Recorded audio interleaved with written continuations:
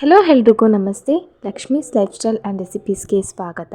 ಪ್ರತಿದಿನ ಪದೇ ಪದೇ ಒಂದೇ ರೀತಿಯಾದಂತಹ ಬ್ರೇಕ್ಫಾಸ್ಟ್ನ ತಿಂದು ಬೇಜಾರಾಗಿದ್ದರೆ ಈ ರೀತಿಯಾದಂತಹ ರೆಸ್ಟೋರೆಂಟ್ನಲ್ಲಿ ಸಿಗುವಂತಹ ಈ ಆಲೂ ಮಟರ್ ಪಲಾವನ್ನು ಟ್ರೈ ಮಾಡಿ ನೋಡಿ. ತುಂಬಾ ರುಚಿಯಾಗಿರುತ್ತೆ, ಹಾಗೆ ಟೇಸ್ಟ್ ಕೂಡ ಡಿಫ್ರೆಂಟ್ ಆಗಿರುತ್ತೆ. ಮಕ್ಕಳು ಕೂಡ ತುಂಬಾ ಇಷ್ಟಪಟ್ಟು ತಿಂತಾರೆ. ಹಾಗೆ ಈಸಿಯಾಗಿ ಕ್ವಿಕ್ಕಾಗಿ ಕೂಡ ಮಾಡ್ಕೊಬೋದು.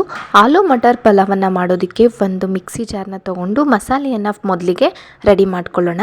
ಒಂದು ಮಿಕ್ಸಿ ಜಾರ್ನ ತಗೊಂಡು ಇಲ್ಲಿ 1 ಗಡ್ಡೆ ಬೆಳ್ಳುಳ್ಳಿಯನ್ನ ಸಿಪ್ಪೆ ಸುಳಿದು ಸೇರಿಸ್ಕೊತಾ ಇದ್ದೀನಿ, ಮೀಡಿಯಂ ಸೈಜ್ದು.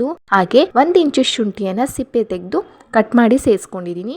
ಜೊತೆಗೆ 4 ಹಸಿಮೆಣಸಿನ್ಕಾಯಿ, ಹಾಗೆ ಅರ್ಧ ಹಿಡಿಯಾಗೋಷ್ಟು ಕೊತ್ತಂಬರಿ ಸೊಪ್ಪು, ಹಾಗೆ ಅರ್ಧ ಹಿಡಿಯಾಗೋಷ್ಟು ಪುದೀನ ಸೊಪ್ಪು, ಇದನ್ನೆಲ್ಲ ಸೇರಿಸ್ಕೊಂಡು ಸ್ವಲ್ಪ ನೀರು ಸೇರಿಸ್ಕೊಂಡು ಚೆನ್ನಾಗಿ ರುಬ್ಕೋಬೇಕು.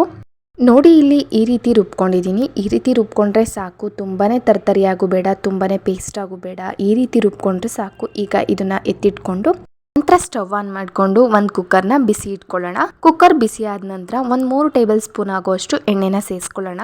ನೀವು ಎಣ್ಣೆ ಜಾಸ್ತಿ ಯೂಸ್ ಮಾಡೋದಾದ್ರೆ ಜಾಸ್ತಿ ಕೂಡ ಸೇರಿಸ್ಕೊಬೋದು. ಇನ್ನು 1-2 ಸ್ಪೂನ್ ಆಗುವಷ್ಟು ಜಾಸ್ತಿ ಸೇರಿಸ್ಕೊಬೋದು ಅಷ್ಟೇ. ನೋಡಿ, ಇವಾಗ ಎಣ್ಣೆ ಬಿಸಿ ಆಗಿದೆ. ಎಣ್ಣೆ ಬಿಸಿ ಆದ ನಂತರ ತಗೊಂಡಿರುವಂತಹ ಬಿರಿಯಾನಿ ಸ್ಪೈಸಸ್ ಎಲ್ಲಾನು ಕೂಡ ಸೇರಿಸ್ಕೊಂಡು ಸ್ವಲ್ಪ ಹುರ್ಕೊಳ್ಳೋಣ.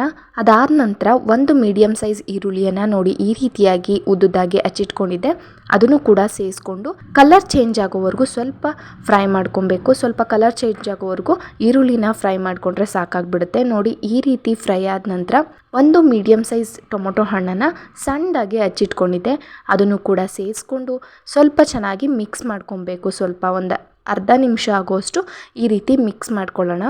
ಟೊಮೊಟೊ ಸಾಫ್ಟಾಗಿ ಕುಕ್ ಆಗಲಿ ಅನ್ನೋ ಒಂದು ಕಾರಣಕ್ಕೆ 1/4 ಟೀ ಸ್ಪೂನ್ ಆಗುವಷ್ಟು ಅರಿಶಿನ, ಹಾಗೆ 1 ಸ್ಪೂನ್ ಆಗುವಷ್ಟು ಖಾರಕ್ಕೆ ಅನುಗುಣವಾಗಿ ಖಾರದ ಪುಡಿ, ಹಾಗೆ 1/2 ಟೀ ಸ್ಪೂನ್ ಆಗುವಷ್ಟು ಗರಂ ಮಸಾಲೆ, ಹಾಗೆ 1 ಟೀ ಸ್ಪೂನ್ ಆಗುವಷ್ಟು ಧನಿಯಾ ಪೌಡ್ರನ್ನು ಕೂಡ ಸೇರಿಸ್ಕೊಂಡು ಚೆನ್ನಾಗಿ ಮಿಕ್ಸ್ ಮಾಡ್ಕೊಬೇಕು. ಟೊಮೊಟೊ ಎಲ್ಲ ಸಾಫ್ಟಾಗಿ ಎಣ್ಣೆ ರಿಲೀಸ್ ಆಗೋವರೆಗೂ ಸ್ವಲ್ಪ ಚೆನ್ನಾಗಿ ಫ್ರೈ ಮಾಡ್ಕೊಳ್ಳೋಣ. ನೋಡಿ, ಈ ರೀತಿ ಫ್ರೈ ಮಾಡ್ಕೊಂಡ್ರೆ ಸಾಕು. ಎಣ್ಣೆ ಎಲ್ಲ ಚೆನ್ನಾಗಿ ರಿಲೀಸ್ ಆಗಿದೆ. ಈ ರೀತಿ ಇಷ್ಟು ಫ್ರೈ ಆದರೆ ಸಾಕು. ಇದಕ್ಕೆ ನಾವು 2 ಆಲೂಗೆಡ್ಡೆಯನ್ನು, ಮೀಡಿಯಂ ಸೈಜ್ ಆಲೂಗೆಡ್ಡೆನ ಈ ರೀತಿ ದಪ್ಪಾಗಿ ಹಚ್ಚಿಟ್ಕೊಂಡಿದ್ದೆ ತೊಳೆದು, ಇದನ್ನು ಕೂಡ ಸೇರಿಸ್ಕೊಳ್ಳೋಣ. ಜೊತೆಗೆ 1/4 ಕಪ್ ಆಗೋಷ್ಟು ಹಸಿ ಬಟಾಣಿನ ತೊಗೊಂಡಿದ್ದೀನಿ. ನೀವು ಹಸಿ ಬಟಾಣಿನೇ ಸೇರಿಸ್ಕೊಂಡ್ರೆ ತುಂಬ ರುಚಿಯಾಗಿರುತ್ತೆ. ಒಣ ಬಟಾಣಿ ಸೇರಿಸ್ಕೊತೀನಿ ಅಂದರೆ ನೈಟೇ ನೆನೆ ಹಾಕ್ಬಿಟ್ಟು ಬೆಳಿಗ್ಗೆ ಮಾಡ್ಕೊಬೋದು. ಈಗ ಬಟಾಣಿನ ಸೇರಿಸ್ಕೊಂಡಾದ ನಂತರ ಒಂದು ಸ್ವಲ್ಪ ಚೆನ್ನಾಗಿ ಒಂದು ಅರ್ಧ ನಿಮಿಷ ಆಗುವಷ್ಟು ಚೆನ್ನಾಗಿ ಎಣ್ಣೆನಲ್ಲೇ ಫ್ರೈ ಮಾಡ್ಕೊಬೇಕು. ಆ ಕ್ರಿಸ್ಪಿನೆಸ್ ಎಲ್ಲ ಸ್ವಲ್ಪ ಆಲೂಗೆಡ್ಡೆಯಲ್ಲಿ ಮತ್ತು ಬಟಾಣಿಲಿ ಬರಬೇಕು. ಅಲ್ಲಿವರೆಗೂ ಒಂದು ಅರ್ಧ ನಿಮಿಷ ಆಗೋವರೆಗೂ ಫ್ರೈ ಮಾಡ್ಕೊಳ್ಳಿ. ನೋಡಿ, ಈ ರೀತಿ ಫ್ರೈ ಮಾಡ್ಕೊಂಡಿದ್ದಾದ ನಂತರ ರುಬ್ಬಿಟ್ಕೊಂಡಿರುವಂಥ ಮಸಾಲೆನೂ ಕೂಡ ಸೇರಿಸ್ಕೊಂಡು ಚೆನ್ನಾಗಿ ಒಂದ್ಸರಿ ಮಿಕ್ಸ್ ಮಾಡ್ಕೊತಾ ಇದ್ದೀನಿ. ಈ ರೀತಿ ಮಿಕ್ಸ್ ಮಾಡ್ಕೊಂಡಿದ ನಂತರ ಈ ಮಸಾಲೆಯಲ್ಲಿರುವಂತಹ ಹಸಿ ವಾಸನೆ ಎಲ್ಲ ಹೋಗಿ ಘಮ ಬರೋವರೆಗೂ ಚೆನ್ನಾಗಿ ಕುದಿಸ್ಕೊಬೇಕು. ನೋಡಿ, ಈ ರೀತಿ ಚೆನ್ನಾಗಿ ಕುದಿಸ್ಕೊಂಡ್ರೆ ಸಾಕು. ಈ ರೀತಿ ಕುದಿಬೇಕಾದ್ರೆ ಘಮ ಬರೋದಕ್ಕೆ ಸ್ಟಾರ್ಟ್ ಆಗುತ್ತೆ.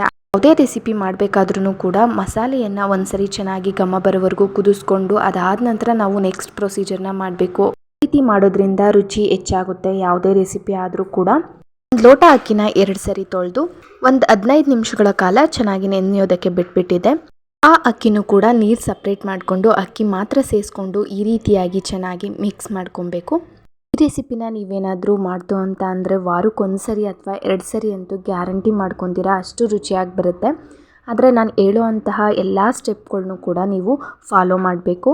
ನಂತರ ಇದಕ್ಕೆ ನೀರನ್ನು ಸೇರಿಸ್ಕೊಳ್ಳೋಣ. 2 ಲೋಟ ಆಗೋಷ್ಟು ನೀರನ್ನು ಸೇರಿಸ್ಕೊತಾ ಇದ್ದೀನಿ. ಇಲ್ಲಿ ನಾನು 1 ಲೋಟ ಅಕ್ಕಿ ತೊಗೊಂಡಿರೋದ್ರಿಂದ 2 ಲೋಟ ನೀರನ್ನು ಸೇರಿಸ್ಕೊತಾ ಇದ್ದೀನಿ. ಸರಿ ಚೆನ್ನಾಗಿ ಮಿಕ್ಸ್ ಮಾಡಿಕೊಂಡು ಕುದಿಯೋದಕ್ಕೆ ಬಿಟ್ಬಿಡೋಣ. ಚೆನ್ನಾಗಿ ಕುದಿ ಬರಬೇಕು, ಅಲ್ಲಿವರೆಗೂ ಕುದಿಸ್ಕೊಳ್ಳೋಣ. ನೋಡಿ, ಈ ರೀತಿ ಕುದಿ ಬಂದಮೇಲೆ ರುಚಿಗೆ ತಕ್ಕಷ್ಟು ಉಪ್ಪನ್ನು ಕೂಡ ಸೇರಿಸ್ಕೊಂಡು ಒಂದ್ಸರಿ ಚೆನ್ನಾಗಿ ಮಿಕ್ಸ್ ಮಾಡ್ಕೊಬೇಕು. ನೋಡ್ತಿರ್ಬೋದು ಎಷ್ಟು ಚೆನ್ನಾಗಿ ಬಂದಿದೆ ಅಂತ. ಹಾಗೆ ಸ್ವಲ್ಪ ಹಾಲೆ ಚೆನ್ನಾಗಿ ಬೆಂದಿದೆ, ಸ್ವಲ್ಪ ನೀರಿನಂಶ ಎಲ್ಲ ಕಮ್ಮಿ ಆಗಿದೆ. ಈ ರೀತಿ ಆದಾಗ ನಾವು ಕುಕ್ಕರ್ ಲಿಡ್ಡನ್ನು ಕ್ಲೋಸ್ ಮಾಡಿ ಕೇವಲ 1 ವಿಷಲ್ ಬರ್ಸ್ಕೊಂಡ್ರೆ ಸಾಕು. ರೆಸ್ಟೋರೆಂಟ್ನಲ್ಲಿ ಸಿಗುವಂತಹ ಆಲೂ ಮಟರ್ ಪಲಾವ್ ರೆಡಿ ಆಗಿಬಿಡುತ್ತೆ. ತುಂಬಾ ಈಸಿಯಾಗಿ ಯಾವ ರೀತಿ ಮಾಡ್ಕೊಳ್ಳೋದು ಅಂತ ನೋಡಿದ್ರಿ ಅಲ್ವಾ. ನೋಡಿ, ಸರ್ವ್ ಕೂಡ ಮಾಡ್ಕೊತಿದ್ದೀನಿ. ಯಾವ ರೀತಿ ಚೆನ್ನಾಗಿ ಬಂದಿದೆ ಅಂತ. ತುಂಬಾ ರುಚಿಯಾಗಿರುತ್ತೆ. ನೀವು ಕೂಡ ಮನೆಯಲ್ಲಿ ಟ್ರೈ ಮಾಡಿ. ಹಾಗೆ ಹೇಗಿತ್ತು ಅಂತ ಕಮೆಂಟ್ ಮಾಡಿ. ವಿಡಿಯೋ ಇಷ್ಟ ಆದರೆ ಲೈಕ್ ಮಾಡಿ, ಶೇರ್ ಮಾಡಿ, ಕಮೆಂಟ್ ಮಾಡಿ, ಹಾಗೆ ಸಬ್ಸ್ಕ್ರೈಬ್ ಮಾಡ್ಕೊಂಡು ಸಪೋರ್ಟ್ ಮಾಡಿ. Thank you for watching.